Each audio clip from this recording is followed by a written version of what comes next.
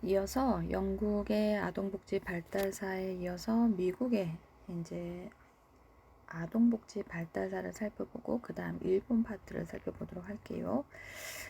미국의 아동복지 제도는 영국의 영향을 많이 받았고요. 이제 노동을 중시하는 청교도적인 가치관이 그 근간을 이루게 됩니다. 빈곤은 개인의 책임이고 근로 능력이 있는 아동의 경우는 노동을 통해 구제해야 한다는 인식이 지배적입니다. 위탁 가정 운동에 대한 파트로 미국의 아동복지는 종교단체를 중심으로 이루어진 시설보호 제도가 이제 출발이 되는데요. 1727년 뉴올리언스의 우슬린 수도원에 인디언에게 부모를 잃은 아동을 위한 보호시설이 최초로 설립이 됩니다. 1740년에는 최초의 영구적인 보호시설인 베데스다 고아원을 이제 조지아주에 설립하게 되는데 19세기 후반에 이르러서는 빈곤으로부터 아동을 보호하는 데 있어서 시설보다 가정이 적절하다는 취지하에 위탁가정 운동이 전개됩니다. 1853년에 브레이스 목사가 설립한 뉴욕 아동구호협회는 최초로 위탁가정 서비스를 실시하게 되고, 브레이스 목사는 뉴욕에서 집 없이 거리를 방황하는 아동을 사회적으로 위험한 계층으로 간주하고 이들을 위해 여러 가지 프로그램을 운영하게 되는데요. 위탁가정 운동이 그 대표적인 것입니다. 그는 이들 아동을 서부의 기독교 농가에서 위탁 양육하게 함으로써 도시의 범죄 문제와 서부 지역의 노동력 문제를 동시에 해결하고 나아가 이를 통해 아동 자신의 자립 능력을 키워주고자 하는 부분입니다.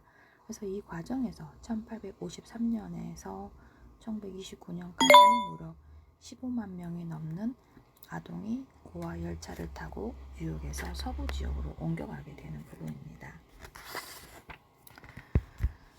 그러나 초기의 위탁가정운동은 위탁 아동의 특성이나 욕구보다는 위탁 가정의 필요와 서부 지역에 대한 무료 노동력 제공이라는 목적이 우선되었고, 실제로 위탁 가정 내에서 아동 학대가 일어났다는 사실로 인해 비판을 받기도 합니다.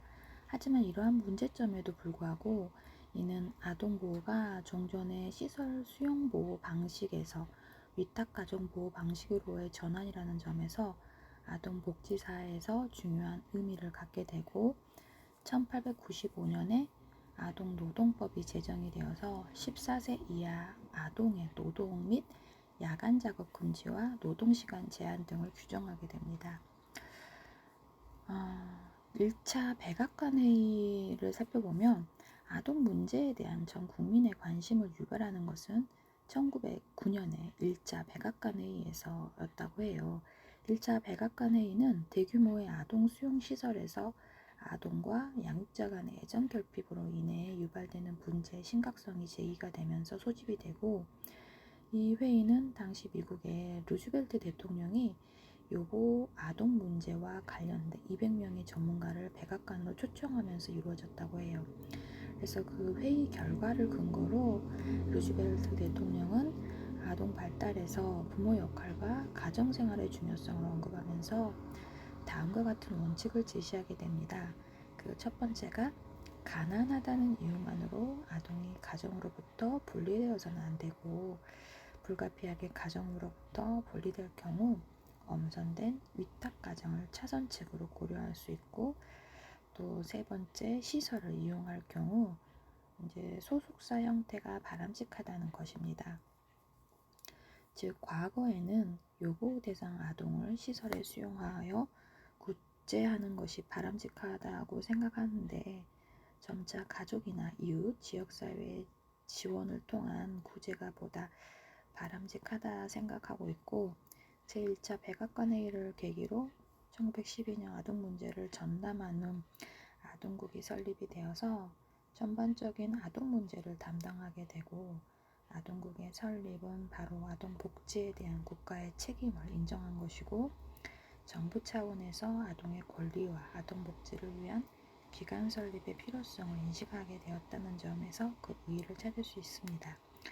1930년에 제3차 백악관회의에서 19개 조로 구성된 아동 헌장을 채택하면서 발표하게 되는데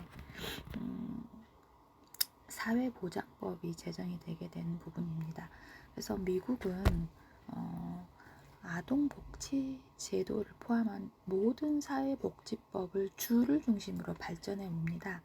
연방법에서는 아동복지 관련 기본법이 별도로 명시되어 있지 않으며 이와 관련된 내용은 사회보장법에 포함되어 있고 1935년 사회보장법의 제정은 아동복지사업에서 국가 개입의 깃들을 형성한 계기가 되기도 하죠. 사회보장법은 요호 아동들이 연방정부가 제공하는 공공부조의 혜택을 받을 수 있도록 요호 아동 부조 프로그램을 처음으로 규정하게 되고, 즉 가정이 있는 요호 아동이 자신의 가정이나 친척집에 머무를 수 있도록 도움을 주는 주 정부의 보조금 제도뿐만 아니라 가정이 없는 요호 아동에게 지급되는 연방정부의 보조금 제도를 명시하게 됩니다. 이 법안은 근로 불가능 빈민과 근로 가능 빈민에 따라 구제 방법이 달라져야 한다는 영국 빈민법의 주요 이념을 적용하게 되고, 근로 능력이 있는 빈곤한 아동과 청소년은 지원받을 자격이 없으며 또 스스로 노동을 통해 생계를 책임지도록 하고, 노인이나 장애인과 같이 근로 능력이 없는 사람만을 지원하도록 하는 차별적인 미국 복지 정책의 중요한 근간을 형성하게 된다는 것입니다. 또 이제 여러 가지 다양한 복지법의 제정과 시행에서도 이후에 이제 미국에서 보다 다양한 프로그램 법령이 제정이 되는데 1964년 도시 빈민층 아동을 지원하기 위해 헤드스타트 프로그램과 푸드스탬프 프로그램이 실시되고, 1974년에는 아동 학대 예방 및 조치법이 제정이 되면서 이 법은 매 5년마다 국회에서 재승인의 과정을 거쳐 내용이 개정되거나 새로운 관련법과 연계되어서 2003년 아동가족안전법으로 명칭이 바뀌게 됩니다. 1975년에 장애 아동의 교육과 사회적 지원을 위한 장애 아동 교육법이 제정이 되고, 1980년에 제정된 입양 지원 아동복지법에서 위기에 처한 가족을 위한 예방적 서비스와 특별한 요구를 가지고 있는 아동의 입양 비용을 지원하는 것을 명시하게 됩니다. 1990년에는 저소득층 가족의 재정 지원을 위한 가족지원법이 1993년에 안전하고 안정된 가족을 지원하기 위한 가족유지 및 지원 서비스법이 제정이 되고, 1997년에는 입양 및 안전가족법이 제정이 되었는데, 그 주요 내용은 아동의 안전을 가장 우선적으로 보장하고 아동에게 영구적인 가정을 제공하면서 가정으로 안전하게 돌아갈 수 없는 아동의 입양을 촉진시키기 위한 것입니다. 그래서 1999년에 제정된 위탁양육독립법은 위탁가정으로부터 청소년의 독립을 지원하고 의료보호를 확대하기 위해 제정된 것이지요. 미국의 아동복지 정책은 3S 모델을 근간으로 하고 있는데, 3S 모델은 부모 역할을 위한 지지적 서비스, 부모 역할에 대한 보조적 서비스, 부모 역할에 대한 대리적 서비스를 의미합니다. 1980년대 이후 복지 예산의 삭감 등으로 복지 서비스의 범위가 축소되고 있는 실정이고, 1996년 이후에는 직업을 통해 빈곤에서 벗어나도록 도와주는 생산적 복지의 변화라고 볼 수 있습니다. 또한 개별 가족 구성원보다 가족 전체를 대상으로 하는 방향으로 변화하고 있고, 이에 따라 2003년에는 아동 및 가족안전법이 제정이 되어 가족 지지와 강화를 위한 지역사회 기반 프로그램 등 아동학대와 방임 예방과 치료를 위한 다양한 서비스를 지원하게 됩니다. 또한 2011년에는 어린이 및 가족 서비스 개선 및 혁신법을 제정하여 2016년까지 아동 및 가족 서비스 프로그램을 확장하도록 하게 됩니다. 일본의 아동복지 발달사를 살펴보면 전통 사회에서 일본의 복지는 친족 간의 상호 부조나 친족이 없는 경우 지역 내에서 상부상조를 중심으로 이루어지게 됩니다. 불교가 전래된 6세 초부터는 불교의 자비사상에 힘입어 불교 신자, 왕족 및 귀족을 중심으로 한 자선사업이 빈민이나 고아를 구제하는 공적인 제도로 출발하게 됩니다. 봉건 사회가 막을 내리고 근대 사회가 시작되는 명치 시대에 접어들면서 빈민 문제도 심각하게 대두되었고 이에 따른 복지법의 제정과 시행이 본격적으로 이루어지게 됩니다. 혈구 규칙과 과마법이라는 제정이 있는데 국가 주도의 계획적인 조직 아동복지는 명치시대의 정부가 기아 양육 미급여 방과 3명 이상의 자녀를 출산한 빈곤가정의 어머니에게 쌀을 지급하는 급여방을 제정하면서 시작이 되었다고 해요. 그런데 이제 전국적 규모의 구제책이 필요해짐에 따라서 1874년 공적 구빈법이 홀구 규칙이 제정되었고 일본 최초의 사회복지법으로 그 내용을 근친 및 공동체에 의한 상호 부조의 원칙으로 하되 이것이 어려운 폐질자, 노약자, 중병자와 13세 미만의 고아는 국가가 구제한다는 것. 홀구 규칙은 빈민구제의 책임을 근친에게 돌렸다는 점에서 형식적인 규칙이라고 볼 수 있습니다. 명치시대의 또 하나의 중요한 법률은 1900년의 가마법입니다. 아동복지법과 소년법의 중간에 위치하는 것으로 시설 보호를 법적으로 명시한 일본 최초의 법률이기도 하죠. 이는 국가가 일정한 책임을 진다는 것을 의미하는 것으로 일본 최초의 빈민구제법이라고 할 수 있습니다. 영국의 개정 빈민법을 참고해서 만든 이 법률은 당시의 경제 상황에서는 시행에 어려움이 많았다고 해요. 하지만 이제 영국 개정 빈민법을 참고해서 만든 이 법률은 이제 산업 발전과 더불어 선교사의 가세로 활발한 아동 복지 사업이 전개되기 시작하게 됩니다. 또한 아동 복지에 대한 접근도 종전의 민간 차원에서 국가 차원으로 발전을 하게 되고 1872년에 학제가 공포되고 1886년에 정부 차원에서 대용 간이 소학 교재를 인준함으로써 전국의 빈곤 아동을 위한 학교가 보급되게 됩니다. 명치 시대의 대표적인 타가 시설로 1900년에는 도쿄의 후바타 보육원이 1909년에는 오사카의 아이센 보육원이 설립되게 됩니다. 구호법과 소년보호법의 제정을 살펴보면 소아시대에 접어들면서 다양한 사회사업 법규가 공포되는데 이제 홀규 규칙이 폐지되고 구호법이 제정이 되면서 가마법이 폐지되고 소년보호법이 제정이 됩니다. 1929년에 제정 공포된 구호법은 일본 구빈법 사상 처음으로 빈곤자의 보호를 공공의 의무로 규정하게 되고 구호법에서는 구호기간, 구호내용, 구호방법, 구호비 분담 부분을 분명하게 명시하였고 구호 대상을 빈곤자와 생활불능자 이런 걸로 한정하게 해서 집행을 하게 됩니다.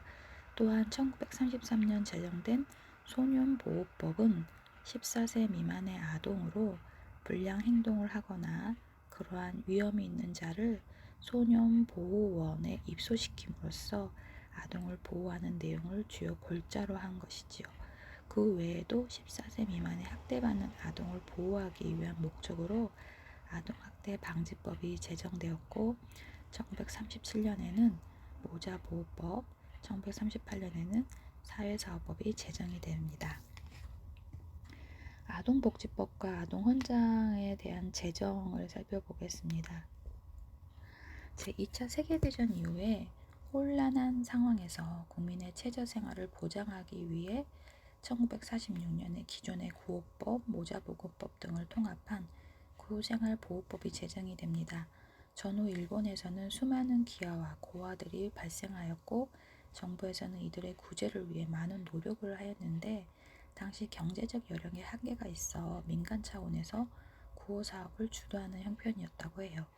이러한 상황에서 요보 아동을 포함하는 모든 아동의 건전한 발달을 보장하기 위한 정부의 책임을 명시하기 위해 1947년 아동복지법이 제정이 되었고 1947년에는 학교교육법이 제정이 되어 특수학급이 설치됨에 따라 특수교육이 학교 내에 이루어지게 됩니다. 1949년에는 신체장애자 복지법과 1950년에 생활보호법이 제정됨으로써 일본 기본복지법의 체계를 확립하게 됩니다.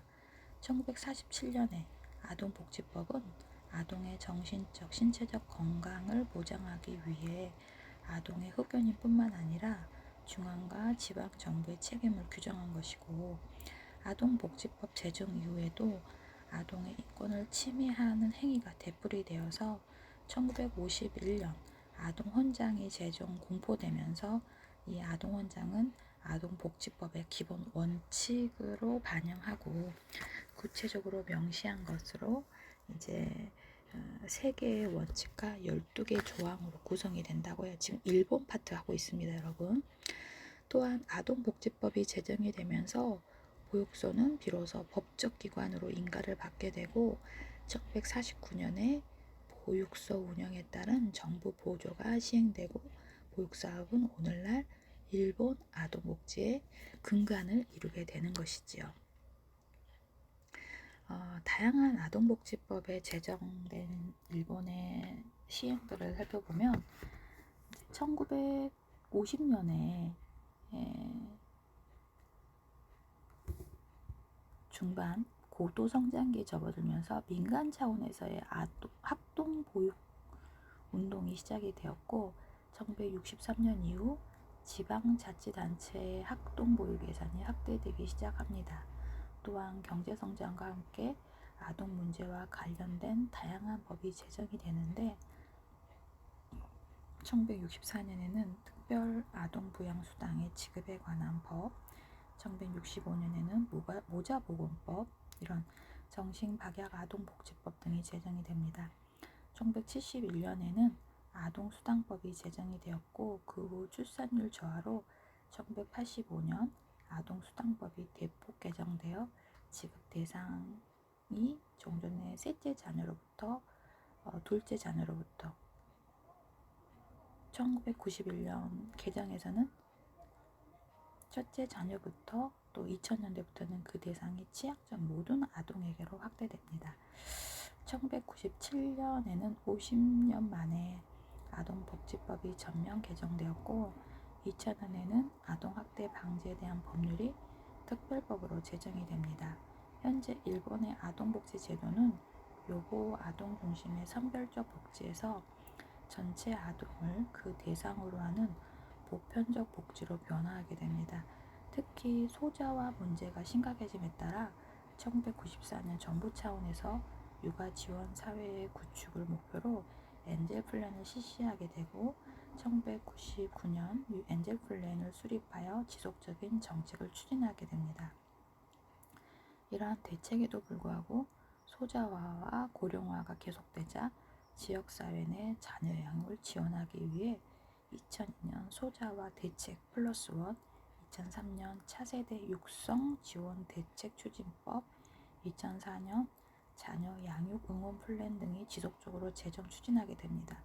2007년에는 모든 아이들과 모든 가정을 소중히 한다는 아이들과 가족을 응원하는 일본 중점 전략을 내놓게 되고요. 일과 결혼, 출산, 양육의 선택 구조를 해소시킴으로써 일과 생활의 조화를 깨닫게 됩니다. 이를 통해서 사회적 기반이 되는 포괄적인 차세대 육성 지원의 기반 구축을 추진한다는 계획을 수립하게 됩니다. 2009년 아동복지법과 차세대 육성 지원법이 일부 개정되어 아동 양육 지원 사업을 명확하게 규정하고 학대 피해 아동을 위한 가정적 환경 조성과 일생활의 양립을 지원하기 위한 차세대 육성 지원 대책을 세우게 됩니다. 일본은 우리나라하고 유사하게 아동복지법을 기본법으로 하여서 몇 가지 특별법을 법률 체계에 가지고 있는데,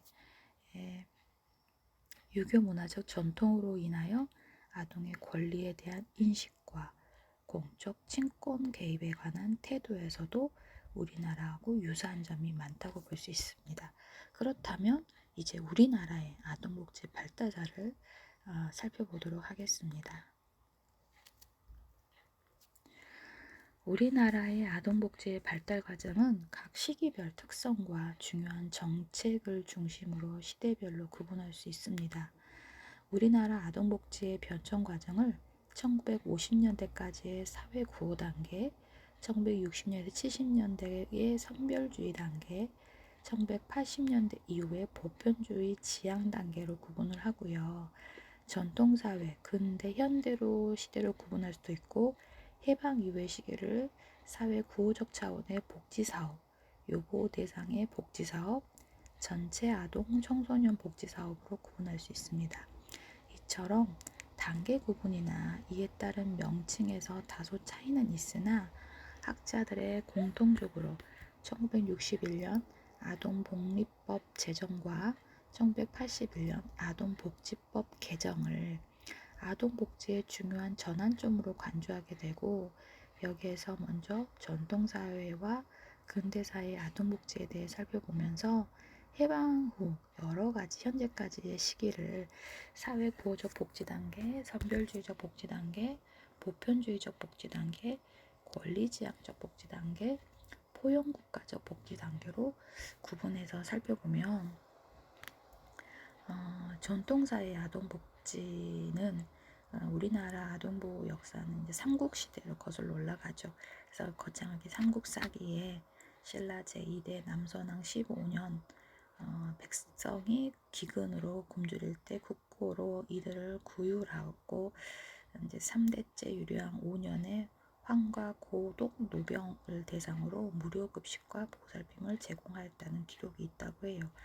백제에서는 은조왕 33년, 고구려에서는 태조왕 56년 이들에게 관곡을 배급한 것으로 이제 기록이 되었다고 합니다. 이처럼 삼국시대의 아동보호는 고아나 기아를 중심으로 제한적으로 이루어졌고, 친족 부양을 우선시하여서 여보 아동의 문제를 가급적 가족 내에서 해결하도록 합니다. 국가는 자연재해와 같은 위기상황에서 일시적으로 고아들을 대상으로 구제 정책을 실시하였고, 민간 차원에서 고아를 노비나 양자를 드리는 방법으로 구제가 이루어지게 됩니다.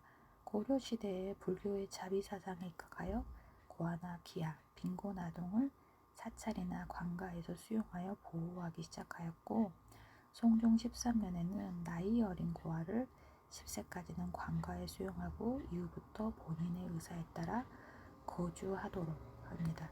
이는 오늘날의 고아원과 거리가 멀지만 우리나라 수용보호 사업의 시초가 될 수 있고요. 또 충무강 3년에는 관립영아원이라고 할 수 있는 해아도감을 설치하여 유아들을 보호하게 됩니다. 또한 전쟁과 흉년으로 인해 발생한 고아나 결식, 아동 승려, 사역승 이런 것들을 양성하다가 민가에서 양자나 노비로 삼는 민가 수양도 이루어지게 됩니다. 조선시대 현종 2년에 유기된 아동을 대상으로 민가 수양을 실시하게 되고, 아동이 10세가 되면 이제 그 아이를 양육한 자로 하여금 사역할 권리를 갖게 되고, 숙종 22년에 이제 수양 임시사목을 제정하여서 수양을 원하는 아동 가운데 부모나 보호자가 없는 아동을 대상으로 관청해서 사역의 규정에 따라 수양 관계를 결정하게 되는 그래서 이제 흉년, 민가 수양을 하도록 하게 했습니다. 종조 7년에 이제 법령을 제정하여서 유기 아동이나 불황걸식 아동을 민가나 관가에서 수양하는 것을 제도화하고, 우리 전통사회에서 아동보호를 어디까지 요구아동 중심으로 일시적으로 구제를 했고 이런 것들을 주를 이루고 있는지에 대해서 주도적으로 이루어지기보다 민간 차원에서 이루어졌다는 것을 살펴볼 수 있었습니다.